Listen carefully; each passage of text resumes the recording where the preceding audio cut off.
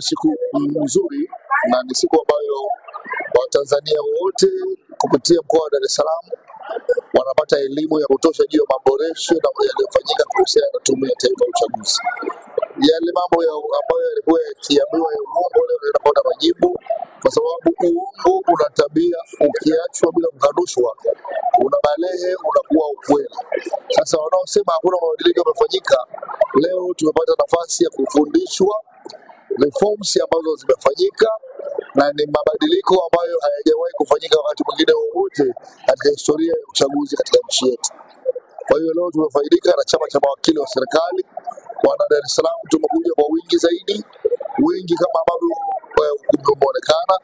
Tumekuja kufundishwa, tumekuja kujua ukweli, mbivu na mbichi zimejulikana, na hata wale kama walisema Mzee Jakaya, akili za kuambiwa changanya na za kwako. Uchaguzi upo kwa sababu mabadiliko yameshafanyika, tena mabadiliko yaliyo bora kabisa. Lakini tunapoelekea kampeni za uchaguzi, ukiangalia Chadema hapo juu, ST hapo juu, lakini chama ambacho ndio chama tawala kinachoongoza nchi mpaka sasa hivi ni CCM. Unatarajia kuona kampeni za aina gani? Kampeni zitakuwa nzuri kwa sababu sisi Chama cha Mapinduzi tumetimiza wajibu wetu sawasawa.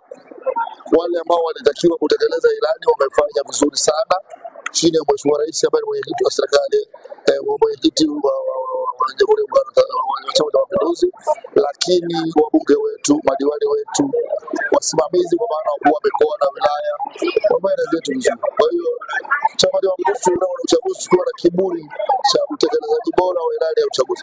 Yeyote anayedhani anajimudu na aje atatukuta tuko sawasawa kabisa.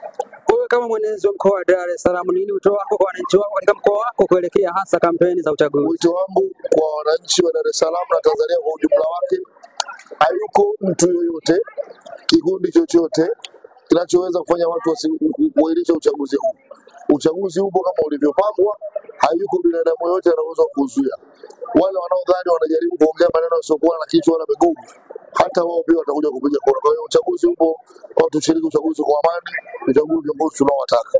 Narudia, uchaguzi upo, hamna anayetumia umma wala kijiko kuzuia uchaguzi.